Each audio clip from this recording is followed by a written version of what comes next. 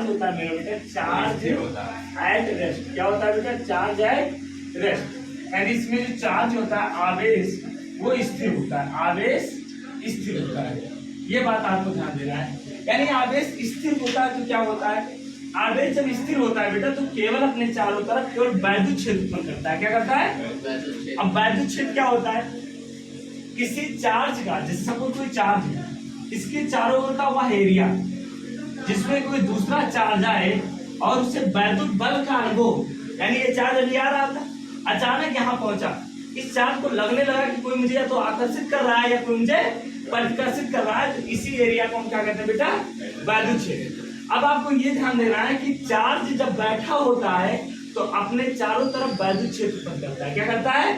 यानी इस पूरे चैप्टर में हम इस इकाई में पढ़ने वाले हैं कि चार्ज जब रेस्ट होता है तो उसके अंदर कौन कौन सी प्रॉपर्टी आती है और ये कैसे रूल फॉलो करता है, इन सारी चीजों का हम अध्ययन करने वाले हैं। तो सबसे पहला क्वेश्चन आता है चार्ज क्या होता है। आपके अंदर ये आया हुआ चार्ज है क्या, तो सुनो चार्ज क्या होता है। आपको पता है जितने भी पदार्थ हो किससे मिलकर बने हैं बेटा? आइटम से, आइटम से मिलकर बने हैं। आइटम के अंदर क्या होता है? न्यूक्लियस होता है और इसके चारों ओर बहुत सारी सेल्स पाई जाती हैं जिसमें इलेक्ट्रॉन क्या होते हैं बेटा? चक्कर लगाते हैं। समझ गए ना? अब बात ये आती है कि बैलेंस सेल के जो इलेक्ट्रॉन होते हैं, जो बाहरी कक्षा के इलेक्ट्रॉन होते हैं, उनका नाभिक से थोड़ा कम बल लगता है। क्या होता है बेटा? बल। जैसे आप अभी तुम्हें सोच लो कि तुम जब घर से बाहर निकल आते हो तो घर का प्रभाव क्या हो जाता है?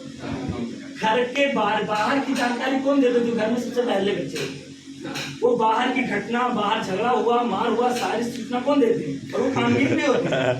घर के अंदर वाले कुछ नहीं करते हैं, क्योंकि छोटा बच्चा हमेशा मम्मी के पास रहता है, उसकी सारी गलतियां मम्मी समझ लेती है, बड़े वाले को उतना ध्यान नहीं दिया जाता है। तो यही बैलेंस सबका रहता है। अब क्या होता है? जब हम दो वस्तुओं को पास लेकर आते हैं, क्या आते हैं? पास, या उन दोनों वस्तुओं को रगड़ते हैं या उनको हीट करते हैं। क्या करते हैं? तीन थ्रू से। जैसे या तो मैंने हीट कर दिया, इसको क्या कर दिया, यानी इसको मैंने गर्म कर दिया, एक हो सकता है, या इनको हमने रगड़ दिया। क्या कर दिया? रगड़ दिया। या इनको मैंने क्या कर दिया? घर्षण करा दिया। और तीसरा पास पास, बहुत पास ले आए। तो जब दो वस्तुओं को इन तीनों कंडीशन का उपयोग करते हैं तो इसमें क्या होता है? बैलेंस सेल के इलेक्ट्रॉन निकल जाते हैं। क्या हो जाते हैं बेटा? बैलेंस सेल के इलेक्ट्रॉन या बाहर से इलेक्ट्रॉन आ जाते हैं। ऐसा नहीं, दो गर्म करने पे तो इलेक्ट्रॉन निकलते हैं। क्यों? जब आप गर्म करोगे तो इनकी काइनेटिक एनर्जी बढ़ेगी, तो ये इस बल को तोड़ देंगे, ये बाहर चले गए। अब जब ये इलेक्ट्रॉन बाहर चले जाएंगे तो इसमें क्या हो जाएगी? इलेक्ट्रॉन की कमी। और जब इलेक्ट्रॉन की कमी या अधिकता हो जाता है तो वस्तु पर क्या आ जाता है बेटा? चार्ज। या तो प्लस आ जाएगा या तो माइनस। प्लस का मतलब है कि इसमें क्या हुआ है? इलेक्ट्रॉन की क्या हुई है? इलेक्ट्रॉन की कमी हुई है। और माइनस का मतलब है यहाँ इलेक्ट्रॉन की क्या हुई है? अधिकता हुई है। समझ रहे हो ना? यहाँ इलेक्ट्रॉन की कमी हुई है और यहाँ इलेक्ट्रॉन की क्या हुई है? अधिकता हुई है। ये बात समझ में आ गई ना? अब दूसरी बात देखो क्या होता है। या तो हम रगड़ेंगे तो भी एक होता है इंडक्शन, जिसे कहते हैं प्रेरण। देखा तुमने? अभी मेरी बात है, तुम घर से निकले क्या? आज मुझे बिल्कुल नहीं पढ़ना। तुम क्लास में आए और देखिए सारे बच्चे पढ़ रहे हैं, तो तुम्हारा जो पहले जो स्वभाव था वो तुरंत चेंज हो जाएगा। तुम स्लाइडली पढ़ने के लिए क्या हो जाओगे? या तुम घर से निकले थे कि मुझे पढ़ना ही है आज, लेकिन क्लास में देखे टीचर है सारे बच्चे गेम खेल रहे हैं, चलो पढ़ाई गई। तो इसे कहते हैं देखी दूना, बिना टच किए काम हो जाए। जैसे इशारों में बात कर रहे थे, तो ऐसे इंडक्शन क्या होता है? जैसे तुम देखो ये बेचारा चार्ज पार्टिकल, ये वाला अभी ये चार्ज नहीं है, इस पर कोई चार्ज नहीं है, लेकिन जब इसके पास आया है तो इसका देखा दूनी, इसके जो इलेक्ट्रॉन थे स्लाइटली इसके तरफ क्या हो गए बेटा? आकर्षित हो गए सारे इलेक्ट्रॉन। तो इधर क्या हो गया? इसमें चार्ज इधर प्लस हो गया, जो चार्ज जनरेट हुआ ना, इसे कहते हैं प्रेरण के द्वारा चार्ज। यानी जब हम संपर्क में लाते हैं तो भी क्या हो जाता है? तो चार्ज करने के तीन तरीके। अब सबसे पहले चार्ज के बारे में किसने बताया था? एक वैज्ञानिक थे 600 BC में, एक साइंटिस्ट थे जिनका नाम था थेल्स। क्या था बेटा? थेल्स। इन्होंने अंबर नाम के एक पदार्थ को फर पे रगड़ा। फर एक पदार्थ था और एक अंबर था, दो पदार्थ थे। इनको आपस में जब इन्होंने रगड़ा तो देखा ये दोनों अलग अलग वस्तुओं को क्या कर रही है बेटा? आकर्षित कर रही है।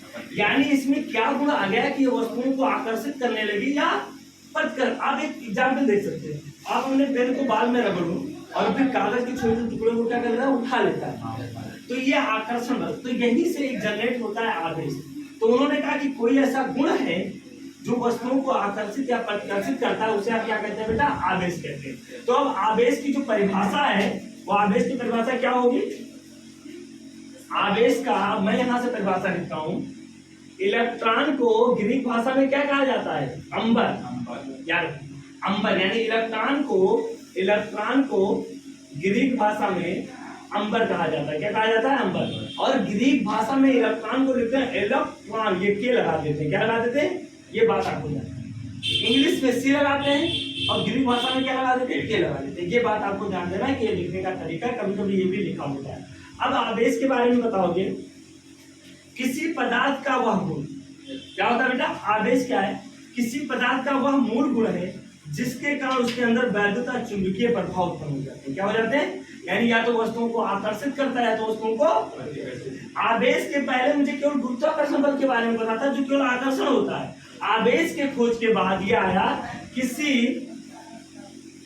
पदार्थ का वह गुण, वह मूल गुण लिखोगे, वह मूल गुण जिसके कारण यह अन्य वस्तुओं को क्या करता है बेटा? अन्य वस्तुओं पर आकर्षण या प्रतिकर्षण, और इसी आकर्षण या प्रतिकर्षण बल को हम क्या कहते हैं बेटा? वैद्युत या चुंबकीय बल। आकर्षण या प्रतिकर्षण बल लगाता है और इसे हम क्या कहते हैं बेटा? इस गुण को क्या कहते हैं? इस गुण को आवेश कहते हैं। ये तुम्हारे शब्द में बताया गया एकदम बेसिक फार्मूला, जो तुम अपने हमेशा याद रखोगे। देखो मेरा कहने का मतलब है, जब तुम अपने शब्दों में लिखोगे तो नंबर तुम्हें मिलेगा। मैंने खुद ये रखने वाली एक भी टॉपिक आपको रखने वाली या बुक की एक भी डिफिनेशन नहीं मिलेगी, तुमको वो वही दे देंगे। इस गुण को क्या कहते हैं बेटा? इस गुण को आवेश कहते हैं। समझ गए? यानी आवेश ये एक प्रॉपर्टी। अब आता है आवेश के बारे में और सारी बातें समझ लो। ये तो आवेश की एक परिभाषा हो गई। यानी आवेश क्या हुआ?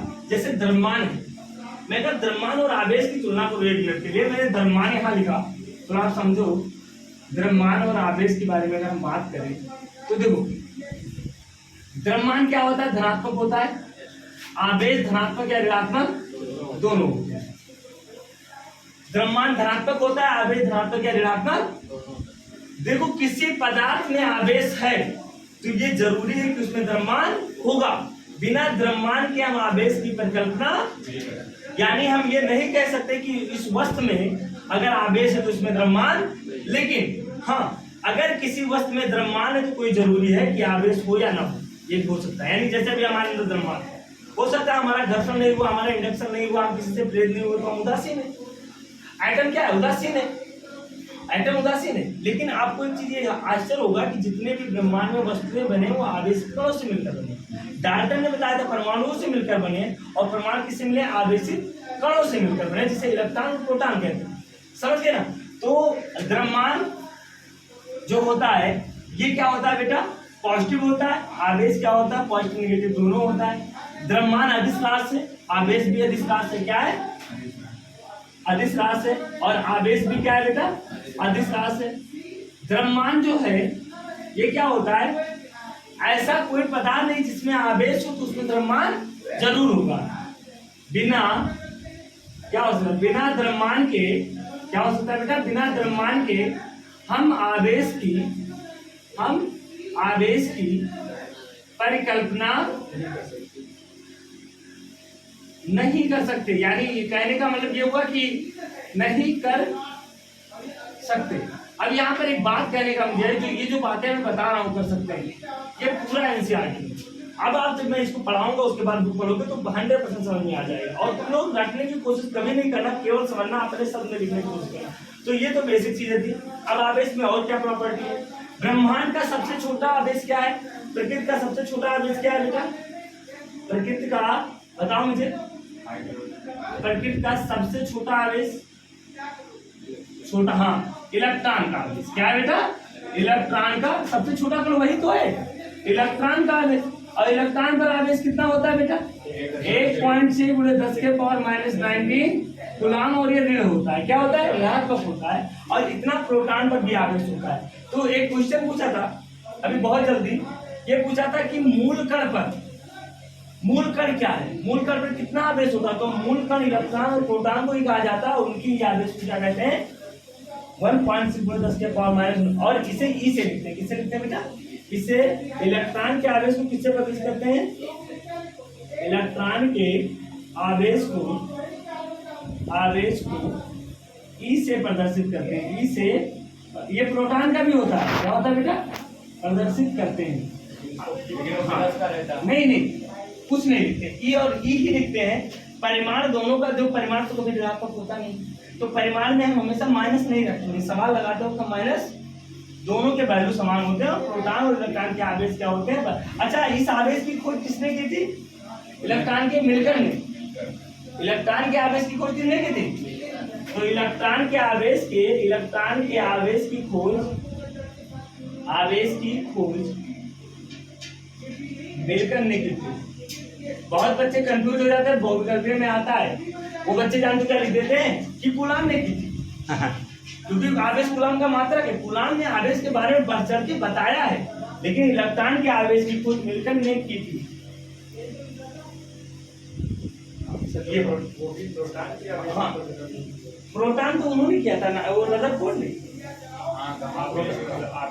नहीं तो वो इलेक्ट्रॉन का जितना आवेश होता है उतना प्रोटॉन पर, बस वो तो बताना आसान हो गया तुरंत। उन्होंने वो एनोड किरणों की खोज की, उसमें प्रोटॉन आ गया, कैथोड किरणों की खोज, इलेक्ट्रॉन की खोज तो थॉमसन ने की थी, इलेक्ट्रॉन के आवेश को किसने बताया था, मिलकर ने। और ये भी बूंद, तेल के बूंद का एक्सपेरिमेंट है, बहुत बड़ा होता है, थर्ड ईयर में पढ़ाया जाता है ग्रेजुएशन में, कैसे किया जाता है, इलेक्ट्रॉन के आवेश की खोज मिलकर ने। अब आप और सुनो, आवेश क्या है, आवेश के प्रकार क्या होते हैं, आवेश एक अदिश राशि है, पहले समझ लो, आवेश एक अदिश राशि, ये दो प्रकार, हाँ, अदिश राशि, इसका मात्रक क्या होता है, मात्रक इसका क्या होता है, मात्रक होता है कूलाम, क्या होता है बेटा, कूलाम। या दूसरा मात्रक क्या होता है, एम्पियर सेकंड, क्या होता है, एम्पियर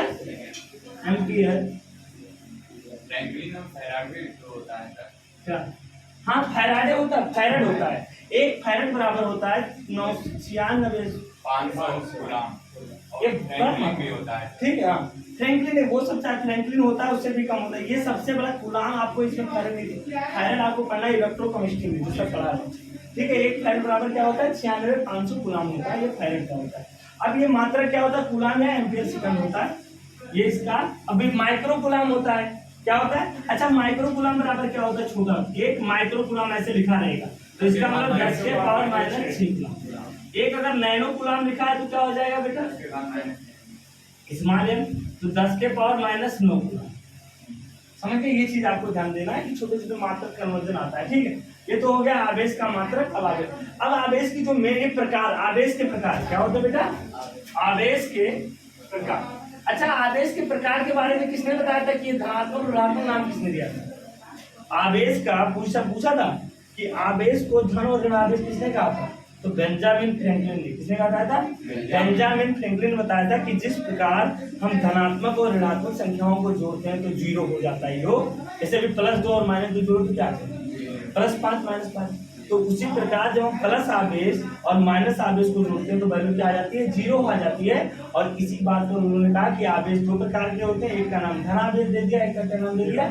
अब ये बात बताओ, अच्छा किसी पर ऋण धन आवेश है तो क्या उसमें इलेक्ट्रॉन है कि नहीं, लेकिन कम है, प्रोटॉन की तुलना में इलेक्ट्रॉन की संख्या कम है, ये बात आपको, लेकिन उसमें देखो हर जगह 2 बल लगते हैं, आकर्षण के साथ परिकर्षण बल लगता है, हमेशा लगता है, लेकिन डिपेंड क्या है, कौन हावी होता है, कौन, अभी मैं इनको खींच रहा हूँ, चीटियां भी खींच रहे हैं, तो कौन हावी होता है, तो जिसका बल ज्यादा होता है तो छोटे को हम हमेशा निगलेक्ट कर देते हैं। ऐसा नहीं कि हर इंसान के अंदर अच्छा बुराई है तो उसके अंदर अच्छाई कम है, दिखाई नहीं दे रही बुराई के आगे। तो यहाँ पर जो आवेश कितने प्रकार के होते हैं बेटा, आवेश के प्रकार मूल रूप से 2 प्रकार के होते हैं। नंबर 1 है धन आवेश। अब इसी का पहले हम लोग पूछते थे पूरा धन आवेश क्या होता है।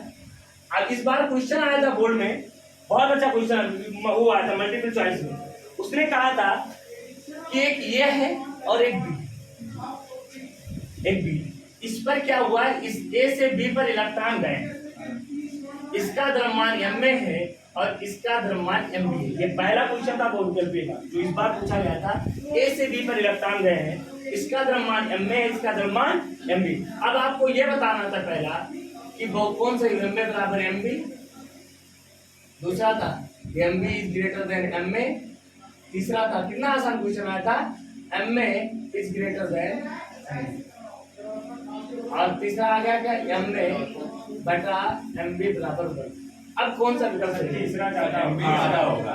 सुनो मेरा, इलेक्ट्रॉन ए से बी पर गए, तो अगर इलेक्ट्रॉन बी पर जाएंगे तो इलेक्ट्रॉन अपने साथ द्रव्यमान भी लेकर जाते हैं। देखो सामान्य भाषा में तो कुछ नहीं जाता, लेकिन अगर मैं एक्सपेरिमेंटली कहूंगा तो द्रव्यमान गया है, क्योंकि जिस पर इलेक्ट्रॉन जाएगा तो इलेक्ट्रॉन के बिना जो आवेश के बिना द्रव्यमान की तो द्रव्यमान के बिना आवेश की परिकल्पना नहीं कर सकते ना। यानी आवेश अगर है तो द्रव्यमान अगर है तभी आवेश होगा। यानी आपने कहा इसमें आवेश है, द्रव्यमान ऐसा नहीं, द्रव्यमान जीरो हो ही नहीं सकता। तो यहाँ पर देखो ए से, तो ये दूसरा सही होगा। एमबी का द्रव्यमान इनमें से जिस पर इलेक्ट्रॉन जाएगा उसका वो अपने साथ द्रव्यमान लेकर गया। जैसे देखो 10 इलेक्ट्रॉन इनसे तुम्हारे ऊपर मिलेगा, तो 10 इलेक्ट्रॉन का अपना द्रव्यमान है ना, तो द्रव्यमान तुम्हारे पर गया कि नहीं, तो तुम्हारा थोड़ा द्रव्यमान ज्यादा हुआ और यही सही है। और कई बच्चे गलत तरीके से, और मैंने बताया था बार बार कि द्रव्यमान इलेक्ट्रॉन जाता है तो आज ये जान लो कि हमेशा ऋण आवेश का द्रव्यमान ज्यादा होता है धन आवेश से, और साइज भी बड़ी होती है। समझ गए ना? तो ये तो धन आवेश हुआ, दूसरा क्या होता है ऋण आवेश। अब यहाँ पर ध्यान देना आपको, धन आवेश दूसरा ऋण आवेश। धन आवेश में क्या होता है? पहला पॉइंट, इसमें क्या होता है, इसमें इलेक्ट्रॉन की कमी होती है, तथा द्रव्यमान भी कम हो जाता है। क्या हो जाता है? ये भी बात में लिख दो, द्रव्यमान भी कम हो जाता है,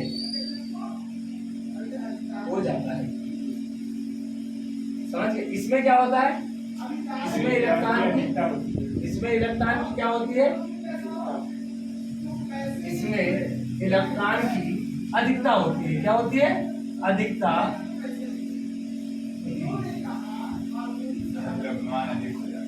तथा द्रव्यमान बढ़ जाता है, अधिक हो जाता है, कुछ भी आप पूछ सकते हो। ठीक है, ये तो बात हो गई धन आवेश। और दूसरी बात है आकार छोटा हो जाता है। क्या हो जाता है बेटा? आकार छोटा हो जाता है। इसमें क्या हो जाता है? आकार बढ़ जाता है, आकार बड़ा हो जाता है। ये सब वैल्यू बहुत कम है, हो जाता है।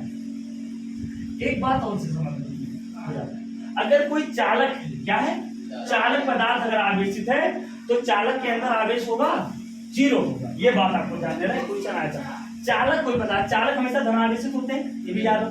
चालक क्या, धातु ही चालक होती है, और चालक हमेशा क्या होते हैं, धनावेश। तो चालक के अंदर आवेश जीरो होता है, सारा आवेश चालक के बाहरी। ये बात आपको ध्यान देना है। यानी मैं अगर बात करूं, हाँ, तो ये बात मैं बता दूं, छोड़ यहाँ पर नोट करके इस चीज को मैं बता देता हूँ। नोट, जैसे इसको प्लस क्यू से लिखते हैं, क्या लिखते हैं बेटा, इसका पॉइंट, ये प्लस क्यू होता है, इसको क्या लिखते हैं, माइनस क्यू। समझ गए ना? समझ, इसमें अब जितना इलेक्ट्रॉन जाएगा उतना ही आवेश आएगा। ये बात हो गई। इसको प्लस क्यू से इसे प्लस क्यू से प्रदर्शित करना है। आपको इस नोट में जो अभी तो इससे डिफिनीशन नहीं पूछेगा आपसे, ये जो मैं बता, लेकिन हाँ 1 नंबर 2 नंबर न्यूमेरिकल में क्वेश्चन जरूर आते हैं। इसे प्लस क्यू से प्रदर्शित करते हैं। इसे किससे करते हैं बेटा? इसे माइनस क्यू से प्रदर्शित करते हैं,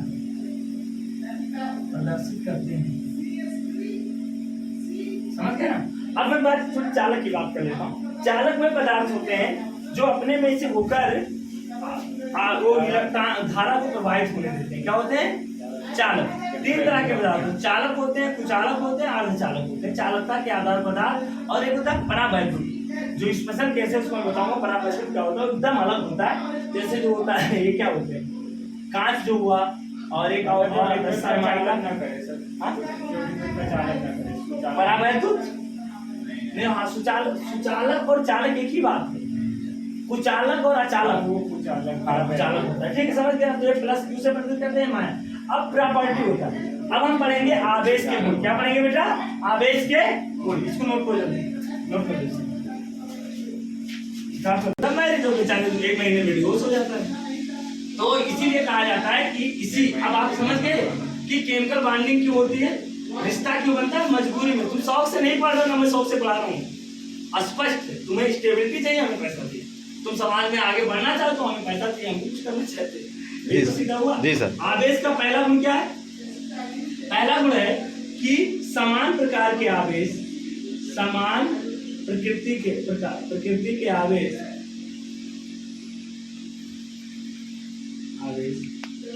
आवेशों के बीच में क्या होता है बेटा? के बीच में ये सदैव प्रतिकर्षण बल लगता है। क्या लगता है बेटा? प्रतिकर्षण बल लगता है। समान प्रकार के आवेशों के बीच में सदैव क्या लगता है बेटा? प्रतिकर्षण बल लगता है। दूसरी बात क्या होता है? तथा विपरीत, अब मैं अभी आपको इस बल की दिशा बताऊंगा, ये बहुत जरूरी है। विपरीत प्रकृति के आवेशों के बीच में कौन सा बल लगता है बेटा? आवेशों के बीच में सदैव आकर्षण बल लगता है। अच्छा ये बताओ, मेरी बात एक समझो, क्यों गुरुत्वाकर्षण बल में केवल आकर्षण बल क्यों होता है ये बताओ? और इसमें आकर्षण और प्रतिकर्षण बल क्यों होता है? सदैव आकर्षण बल लगता है, ये बात मुझे बता सकते हो? क्योंकि गुरुत्वाकर्षण बल आकर्षण बल क्यों होता है, निगेटिव क्यों नहीं होता, प्रतिकर्षण बल क्यों नहीं होता, सदा आकर्षण बल होता है हमेशा। जो आवेश एक ही प्रकार का, वो द्रव्यमान एक ही प्रकार की प्रकृति होती है, वो हमेशा धनात्मक होती है। आवेश 2 प्रकार के गुण रखते हैं, इसलिए ऐसा होता है। समझ गए ना? ये बात आपको ध्यान देना। अब मैं आवेश की बात करता हूँ। जैसे यहाँ पर प्लस आवेश है, प्लस क्यों है, और यहाँ पर प्लस क्यों है, ये दोनों रखे होंगे बिंदु चार्ज है, इसलिए मान लिया ये और बी पर। अब ये इस पर बल लगाएगा तो इसके बल की दिशा होगी F A B. A B का मतलब क्या हुआ? ए के द्वारा बी पर लगने वाला बल। और याद रखना, हमेशा अक्ष के अनुदिश लगता है। वैद्युत बल जो होता है अक्ष के, जहां पर आवेश है उसी के अंदर लंबवत लगेगा, या तो अंदर की ओर या तो बाहर की। अब यहाँ पर तो ये जब लगाएगा तो क्या लगाएगा? या तो बी। इन दोनों को कहते हैं, ये कौन है? विपरीत वेक्टर है। कल मैंने बताया था ना, विपरीत वेक्टर क्या होते हैं? ऐसे वेक्टर जिनके परिमाण समान लेकिन दिशा क्या होता है? अगर मैं इनको लिखूं तो हम लिख सकते हैं एफ ए बी बराबर vector F A B minus F B, और इन दोनों को हम ऐसे भी लिख सकते हैं वेक्टर एफ ए बी और प्लस वेक्टर एफ बी बराबर 0। ये वेक्टर क्वांटिटी है, यानी अब हो गए नेट बल 0 हो गया ना। तो ये कहाँ रहेंगे? इक्विलिब्रियम में ना, तो ये आगे जाए। देखो, हम जब वैद्युत बल की बात करते हैं तो पहले लगता है, एक निश्चित समय के बाद दोनों जाके रुक जाते हैं। ऐसा क्यों? ऐसा इसलिए होता है कि नेट बल क्या हो जाता है? 0। जितना बल से तुम प्रतिकर्षित कर रहे हो उतना बल से हम करते हैं। अब तुम्हारे कहने का मतलब कि सर ये बल तुम प्रतिकर्षित कर रहा है तो ये भी कर रहा है, तो और दूर जाना चाहिए, क्यों नहीं जाते? तो नेट बल क्या हो जाता है? 0 हो जाता है। समझ गए? इस कारण ऐसा होता है, बाकी नहीं। और हाँ, अब आवेश पास आते हैं। अगर जैसे अभी मैं माइनस की और प्लस की बात करूं तो होगा यानी ये भी बराबर, यानी ये कौन सा बल है? इनके बीच में कौन सा बल लग रहा है? प्रतिकर्षण बल। अगर प्लस माइनस हो जाएगा और इंग्लिश में इसको क्या बोलेंगे बेटा? प्रतिकर्षण बल को क्या बोलते हैं? हाँ, रिपल्सन बोलते हैं, ठीक है यार, रिपल्सिव फोर्स बोलते हैं, ठीक है यार। और आकर्षण को अट्रैक्टिव फोर्स कहते हैं। थोड़ा बहुत जाना तो क्या होता है। अब यहाँ पर देखो, ये तो पहला हुआ एग्जाम्पल, ये देख लो। बी मैं ले रहा हूं, मैंने ले लिया प्लस क्यू और यहाँ पर क्या ले लिया? Minus Q. ये पॉइंट हमारा ये है और ये पॉइंट हमारा क्या है? बी। अब क्या होगा? प्लस को बना लो, माइनस वाले को करेगा माइनस ए प्लस क्यू, और ये क्या है बेटा? माइनस। अब क्या होगा? ये इस पर इधर पर लगाएगा एफ ए बी, और ये इस पर इधर पर लगाएगा एफ बी। अब मेरी बात ध्यान सुनना, ये इसको कह रहा है तुम इधर आओ, ये इसको कह रहा है तुम इधर आओ। तो इन दोनों को तो जैसे तुम मेरी बात सुनो, तुम कह रहे हो कि हम पास आना चाहते हैं, हम भी दोनों, तो हम तुमको खींच रहे हो, तुम हमें खींच रहे हो तो हम तुमको चिपक जाना चाहिए। लेकिन नहीं, एक सीमा है, हर चीज में मर्यादा होता है। ऐसा नहीं है कि आप अपने मनमानी कर लोगे। अगर ज्यादा चिपके तो विस्फोट हो जाएगा, शॉर्ट सर्किट। हमेशा प्लस माइनस को दूर क्यों रखते हैं? और ये आजकल के बच्चे नहीं समझ पा रहे हैं कि प्लस माइनस को दूर रहना चाहिए। सही सही यानी शॉर्ट सर्किट हुआ, यार गलती से प्लस माइनस मिल गए, हमेशा पूरी दुनिया यही लगी है। और तुम लोगों को मम्मी पापा या बाहर के लोग बुरे लगते हैं, हमेशा यही समझाते हैं 18-20 साल तक कि अभी आपका एज नहीं है। समझ रहे हो? इनमें कौन सा बल लग रहा है? आकर्षण बल। क्या लग रहा है बेटा? तुम्हारा ही सारा ये भैया जो पूरा फिजिक्स ही तुम्हारे जीवन से जुड़ा है, मुझे मैं नहीं बता रहा हूँ, फिजिक्स बता रहा है। आकर्षण बल। अब क्या होगा यहाँ पर एफ ए बी बराबर क्या हो जाएगा बेटा? एफ बी ए। समझ गए ना? यानी दोनों का अब निगेटिव जीरो होगा। समझ गए? ये बात होता है। तो ये तो आकर्षण बल पर बिल्कुल समझ गए ना? आकर्षण बल प्रश्न बल क्या और हाँ माइनस माइनस का, अब माइनस का भी वही होगा, बाहर की ओर होगा।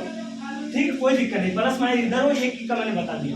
तो ये तो पहला प्रॉपर्टी है। दूसरा देखो, आवेश एक अदिश राशि क्या है बेटा?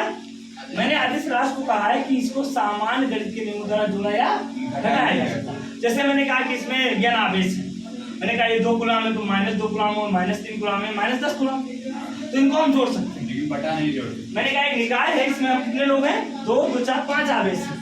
तो जैसे मेरा आवेश है, मैंने कहा -5 क्यू है मेरा आवेश, तुम्हारा कितना है? +2 क्यू है, इनका कितना है? -3 क्यू है, इनका है -8 क्यू, +8 क्यू है, 8 क्यू है। ठीक है, और इनका मैंने मान लिया कि -2 क्यू। अब मैंने नेट आवेश 5 लोगों का हो गया। तो ये ऐसे सभी है, तो निकाय का कुल आवेश क्या होगा? जीरो। निकाय का कुल आवेश क्या आ गया? यानी इसको हम सामान्य गणित के नियमों से जोड़ या घटा सकते हैं। लेकिन हम कह रहे हैं तुम 2 न्यूटन का बल लगा रहे हो, 3 न्यूटन का है, 5 न्यूटन का है, 6 में 5, तो हाँ तब दिशा देखेंगे तब। तो अभी जब वैद्युत क्षेत्र पढ़ाएंगे और वैद्युत बल पढ़ाएंगे तो वहाँ दिशा इंपॉर्टेंट होगा। आवेश इसीलिए कहा जाता है जो सदिश चीजें होती हैं। अगर मैंने कहा किसी निकाय में यह आवेश है तो हम उनको सामान्य गणित के नियमों द्वारा जोड़ा करते हैं। जो आवेश एक अदिश राशि है, जैसे मैंने कहा या दूसरा पॉइंट है आवेश के गुण का, देखो आवेश एक अदिश राशि है। चलो ठीक है, आवेश एक क्या है बेटा? आवेश एक अदिश राशि है। अगर अदिश राशि है ये हम जानते हैं। माना, मैं आगे मानता हूँ, माना किसी निकाय में क्या है बेटा? माना किसी, अच्छा निकाय क्या होता है? सिस्टम क्या होता है? सिस्टम वो जिस पर हम वर्क करते हैं, जिसका हम स्टडी करते हैं। जैसे अभी मैं इनका स्टडी करता हूँ, ये सिस्टम होगा। मैं फैन का स्टडी करूँ, फैन सिस्टम हो जाएगा। मैं किसी का भी जब पढ़ूंगा, किसी के बारे में टेंशन करूँ, वही हमारा सिस्टम हो जाता है। ठीक है, तो मैंने माना कि आवेश एक निकाय है। माना है किसी निकाय में, मैं मान लेता हूँ, माना किसी निकाय में ज्ञान आवेश क्रमशः क्या है बेटा? Q1, Q2, Q3 डॉट क्या है बेटा? Qn। ये बात आपको जान। तो निकाय का कुल आवेश क्या होगा? निकाय, हाँ निकाय का कुल आवेश, निकाय का कुल आवेश क्या होगा वो हम लिख देंगे सभी को सामान्य गणित और Q बराबर क्या हो जाएगा? Total Q1 + Q2 + Q3 plus dot क्या हो जाएगा? प्लस। समझ गया? ये हो गया, ये तो दूसरा बोल हो गया। यानी हम सामान्य गणित के नियमों से क्या कर, साधारण बीजगणित के नियमों से जोड़ या घटा सकते हैं। अब तीसरी प्रॉपर्टी है जो आवेश का संरक्षण। कुछ बच्चे कह देते हैं आवेश को उत्पन्न नहीं किया, नष्ट नहीं किया, ये आवेश का संरक्षण है। सरासर गलत। अरे आवेश को उत्पन्न करने की विधि बताए ना। तो आवेश का जो संरक्षण परिभाषा है वो ये है, किसी विलगित निकाय का कुल आवेश सदैव नियत होता है। विलगित निकाय है आइसोलेटेड। अभी आपने कोरोना के टाइम में आइसोलेशन सुना था कि आइसोलेटेड में हो जाए। आइसोलेटेड सिस्टम को उसे कहते हैं कि जिसका बाहरी दुनिया से कोई लेना देना। जैसे अभी आप लोग इस कमरे में, इस कमरे को तब हम आइसोलेटेड बोलेंगे जब इस कमरे की कोई भी चीज, क्या बाहर बारिश हो रहा है, पत्थर बा रहा है, डीजे बज रहा है, कुछ भी तुम्हें पता ना चले। यानी ये पूरा ग्लास से एकदम मिल जाए, कहीं पर थोड़ा सा भी हवा का सुराग ना हो, तो ऐसे सिस्टम को हम आइसोलेटेड सिस्टम क्या कहते हैं? या विलगित निकाय क्या बोलते हैं हिंदी में? यानी बाहर की दुनिया से कोई लेना देना नहीं। तो तीसरा रूल है आवेश का संरक्षण। क्या होता है? अब मैं इसको बताने की कोशिश कर रहा हूँ, यहाँ समझो मेरी बात। मैं यहाँ पर एक आवेश ले रहा हूँ, पहले मैंने 2 वस्तुएं ली, ये और दूसरा है बी। समझ गए ना? अभी इन सब पर आवेश क्या है? कुछ नहीं है। तो क्यू नेट का मान क्या होगा? 0 होगा, अभी भी 0। अब मैंने इनको रगड़ दिया और रगड़ने पर इस पर आ गया प्लस क्यू आवेश और इस पर आ गया माइनस क्यू आवेश। अब नेट बल क्या होगा? Q net. है ना जीरो, दोनों कंडीशन में। यानी फोर्स लगाने के पहले हो फोर्स लगा, अगर ये देखो बाहरी दुनिया से संपर्क करेंगे तो दूसरे को आवेशित कर देंगे, तब जीरो नहीं हो। मैंने कहा ये दोनों आवेश बस यही दोनों एक दूसरे को जानते, तीसरे को नहीं जानते। तो निकाय का कुल आवेश पहले भी जीरो था और निकाय का कुल आवेश बाद में भी जीरो है। इसका मतलब क्या हुआ, आवेश में चेंजेस नहीं, परिवर्तन। और जब परिवर्तन किसी चीज में नहीं होता उसे हम क्या कहते हैं, नियत। दो है तो दो नहीं बदलेगा। तो इसीलिए कहते हैं आवेश का संरक्षण। तीसरा पॉइंट क्या है आपका बेटा, तीसरा नियम है आवेश संरक्षण का नियम। क्या बेटा, आवेश संरक्षण का नियम। संरक्षण का नियम समझ में आ रहा है कि नहीं आ रहा है। तो आवेश संरक्षण का नियम क्या होता है, अब ये नहीं कहोगे किसी आवेश को उत्पन्न नहीं किया जा सकता, जैसे द्रव्यमान के बारे में लोग बोलते हैं, यहाँ पर कहोगे किसी विलगित निकाय का कुल आवेश सदैव नियत होता है, इससे आवेश संरक्षण का नियम कहते हैं। यानी किसी विलगित मतलब आइसोलेटेड, जो किसी अभी बताया ना किसी दुनिया से जो मतलब ना हो। जैसे क्या होता है, जब ऑपरेशन होता है, जब बच्चे का ऑपरेशन होता है तो उस कमरे में जो थिएटर होता है इमरजेंसी, जिसको कहते हैं आइसोलेटेड, आइसोलेशन वार्ड बोला जाता है। मतलब उसमें क्या होता है, चीरते हैं तुम्हारा पूरा शरीर, तो अगर वायु आ जाएगी तो उसमें बैक्टीरिया आ जाएंगे और हो सकता है बैक्टीरिया अंदर जाके खराब कर दे।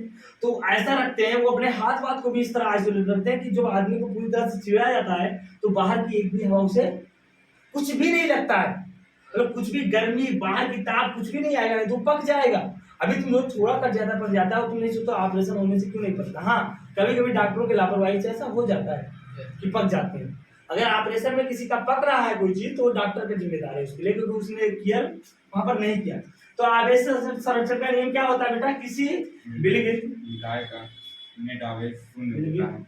निकाय का कुल आवेश का तो क्या होता है बेटा, कुल आवेश सदैव नियत होता है। कोई चीज नियत है तो वो संरक्षित होता है, नियत होता है। और इसी को हम क्या कहते हैं बेटा, इससे आवेश संरक्षण का नियम कहते हैं। आवेश संरक्षण का नियम कहते हैं। और तुम लोगों को टाइम संरक्षण का नियम लगाना है इस बार, इसे आवेश संरक्षण का नियम कहते हैं, लेकिन आता नहीं। आएगा ठीक है। यानी टोटल आवेश, तो इसका मतलब क्या हुआ, अर्थात अगर मैं बात करूं, अर्थात क्यू नेट बराबर क्या हो जाएगा बेटा, जीरो। डेल्टा क्यू होता है, चेंजेस क्या होता है इसमें, डेल्टा क्यू बराबर जीरो हो जाएगा। तो चेंजेस क्या हो, परिवर्तन जीरो है, इसका मतलब नियत है। समझ गए, पहले आवेश और बाद में, ये तो आवेश संरक्षण का नियम हो गया। अब एक जो सबसे इंपॉर्टेंट होता है आवेश का क्वांटीकरण, ये बहुत इंपॉर्टेंट है। अब क्वांटीकरण एक नया शब्द है, क्या है बेटा, बस इससे आपका एक प्रॉपर्टी का क्वांटीकरण, ये बहुत इंपॉर्टेंट है और एकदम नया शब्द है कि क्वांटीकरण क्या होता है। आपने पढ़ा है क्वांटम संख्याएं, क्वांटम संख्याएं क्या होती है, 1 2 3 की तरह होती है। एन को कहा जाता है मुख्य क्वांटम संख्या, एल है, एम है, 4 तरह की क्वांटम संख्याएं होती है। तो ये जो क्वांटम शब्द आया है ये आधुनिक विज्ञान की तरफ इंडिकेट करता है, यानी क्वांटम फिजिक्स में। तो सबसे पहले आवेश का क्वांटीकरण क्या होता है, देखो अभी मेरी बात सुनो। मैंने कहा कि आवेश तब उत्पन्न होता है जब इलेक्ट्रॉनों का ट्रांसफर होता है। तो इलेक्ट्रॉन कभी आधा जाएगा, कभी 1.5 जाएगा, कभी 2.5 जाएगा, कभी 3.5 जाएगा, तुम ही बताओ। अगर या तो इनके ऊपर से या तो 10 इलेक्ट्रॉन जाएगा, 10,000 जाएगा, 10 लाख जाएगा, 10 अरब जाएगा, लेकिन 1.5 2 2.5 3 नहीं जाएगा। एक पूर्ण संख्या कि हाँ अब ये एक पूर्ण संख्या, वेरी गुड। यानी इलेक्ट्रॉन से छोटा होता ही नहीं, एक पूर्णांक होगा। हाँ, इलेक्ट्रॉन से कोई चीज छोटा होता नहीं है, इलेक्ट्रॉन से कोई चीज छोटा नहीं होता। यानी या तो 1 इलेक्ट्रॉन गया या तो 2 इलेक्ट्रॉन जाएगा। अब सुनो मेरी बात, अगर इन पर 5 इलेक्ट्रॉन गया तो इन पर -5 की आवेश हो जाएगा, 5 ही, और तुम पर क्या हो जाएगा, +5 ही हो जाएगा। तुमसे 10 गया तो इन पर -10 ही, तुम्हारे पर +10। तुम पर 11 गया तो इन पर क्या -11 ही, +11। अगर n आवेश गया तो -n ही और +n। यानी किसी भी चालक पर जो आवेश होता है वो इलेक्ट्रॉन के आवेश का पूर्ण गुणज होता है। समझ गए ना क्वांटीकरण क्या होता है। यानी किसी भी निकाय में, ये बहुत ही आप अच्छे से कह सकते हो कि कोई चालक है, अगर उस पर जो आवेश होगा वो सदैव इलेक्ट्रॉन के आवेश का पूर्ण गुणज होगा। यानी सदैव एक पूर्णांक होगा या पूर्ण संख्या होगी, और उसी को हम कहते हैं आवेश का क्वांटीकरण। यानी ये बहुत इंपॉर्टेंट, ये पूछता है 2 नंबर में, इंपॉर्टेंट ये ऐसे पूछ लेता है आवेश के क्वांटीकरण से आप क्या समझते हो। तो आवेश का क्वांटीकरण आवेश का क्वांटीकरण। अब ये बात आता है कि आवेश का क्वांटीकरण क्या है, तो आप बताओ कि क्या होता है बेटा। किसी चालक पर डबल नोट गामा में लिखते हैं हम, किसी चालक पर उपस्थित आवेश, किसी चालक पर उपस्थित आवेश सदैव इलेक्ट्रॉन के आवेश का क्या होता है बेटा, इलेक्ट्रॉन के आवेश का पूर्ण गुणज होता है। क्या होता है बेटा, पूर्ण गुणज होता है, पूर्ण गुणज होता है। इससे क्या कहते हैं बेटा, इसे आवेश का क्वांटीकरण है। इसे आवेश का क्वांटीकरण सिद्धांत, आवेश का क्वांटीकरण कहते हैं। आवेश का क्वांटीकरण यानी आवेश क्या है, क्वांटीकरण सिद्धांत, इसे आवेश का क्वांटीकरण कहते हैं। यही जो क्वांटीकरण सब जानते हो कहाँ से है, प्लांक से। मैं उस दिन कहानी बता रहा था प्लांक वाला। अब ये आता है, इसका मतलब क्या हुआ, ये कहने का मतलब है, अर्थात अगर हम बता दें, अर्थात किसी चालक पर जो आवेश होगा वो कैसा हो सकता है, अर्थात किसी चालक पर आवेश या तो क्या होगा, प्लस माइनस ही होगा, प्लस माइनस 2 होगा, ये तो होगा, प्लस माइनस 3 होगा, डॉट डॉट डॉट डॉट ऐसे होगा। यानी अगर हम सामान्य भाषा में कहें तो कह सकते हैं, अर्थात इन जनरल लिख सकते हैं, क्यू बराबर लिख सकते हैं प्लस माइनस एन। यानी क्या है, नंबर ऑफ इलेक्ट्रॉन, यानी इलेक्ट्रॉनों की संख्या है। यानी अगर मैं माड क्यों क्यू का माड लूं, परिमाण लूं क्यू का, तो इसको लिख सकते हैं यानी क्यों परिमाण है, ठीक है। यानी जहां ये क्या है बेटा, ये आवेश है, किसका आवेश है, चालक का आवेश। यानी क्या है, इलेक्ट्रॉन की संख्या और एक इलेक्ट्रॉन के आवेश। और ये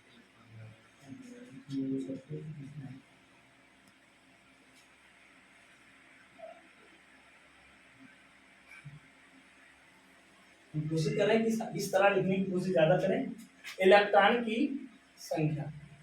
और ये क्या है बेटा, इलेक्ट्रॉन का आवेश। ये क्या है, इलेक्ट्रॉन पर, इसका मान तो जानते ही हो यही। अगर आवेश का क्वांटीकरण आ गया, 1-2 नंबर में आया, इतना लिख दोगे बस हो जाएगा, ठीक है। ये आवेश का क्वांटीकरण हो गया, यानी ये पहला नियम, पहला, दूसरा, तीसरा और ये चौथा। यही 4 नियम है आवेश के क्वांटीकरण के। यानी आवेश के ये 4 नियम जो मेन है, यही है, 4 गुण है, 4 गुण है, ठीक है। ये हो गया, तो देखिए फोटो के लिए थे ना इसका। चलो अब इतना नहीं, अब आपको ये समझ में आएगा आवेश। अब इस पर सवाल आता है, सवाल कैसे आता है, कहता है किसी चालक पर 15,000 इलेक्ट्रॉन गए तो उस पर कितना आवेश हुआ, तो 15,000। एक कूलाम आवेश, अगर किसी चालक पर 1 कूलाम आवेश है, ऋण आवेश है या धन आवेश है, मैं बात कर रहा हूँ, क्वेश्चन दे रहा हूँ, तुम लोग अभी बताना है। क्वेश्चन नंबर 1 है कि किसी चालक पर तुमको बताना है, किसी चालक पर 1 कूलाम धन आवेश है, तो उस चालक से कितने इलेक्ट्रॉन बाहर गए हैं, उस चालक से कितने इलेक्ट्रॉन बाहर गए हैं, 1/1.10 कितने इलेक्ट्रॉन बाहर गए हैं। ये बहुत बार पूछता है गुलाम पर, तो हम जानते हैं यानी क्यू बराबर क्या दे दिया, आंसर कैसे लगाओगे, क्यू बराबर 1 दे दिया है, 1 गुलाम। ई बराबर क्या होता है, 1.6 के पावर -19। अब हमें क्यू बराबर क्या होता है, एम ई, तो एन बराबर क्या हो जाएगा, क्यू बाई ई, उठा के रख दो, तो यानी 1/1.6 के पावर -19। और इसको याद कर लो, 6.25 के पावर 18 करता है। ये होता है, इतना आपको याद रखना है कि 1 कूलाम पर कितना इलेक्ट्रॉन होते हैं, इलेक्ट्रॉन जो कितने हैं,